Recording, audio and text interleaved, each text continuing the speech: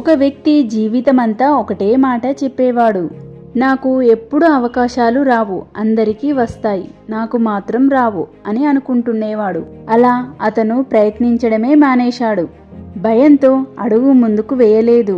రోజులు గడిచాయి, ఏమీ మారలేదు. చివరికి అతను చనిపోయాడు. స్వర్గంలోకి వెళ్ళిన తర్వాత దేవుడు ఒక ప్రశ్న అడిగాడు. నీ జీవిత తలుపు ఎందుకు మూసేశావు? ఆ వ్యక్తి ఆశ్చర్యపోయాడు. నేనా? తలుపు మూసింది ఎవరు? దేవుడు అతనికి తన జీవిత తలుపు చూపించాడు. అది లోపల నుంచి లాక్ అయి ఉంది.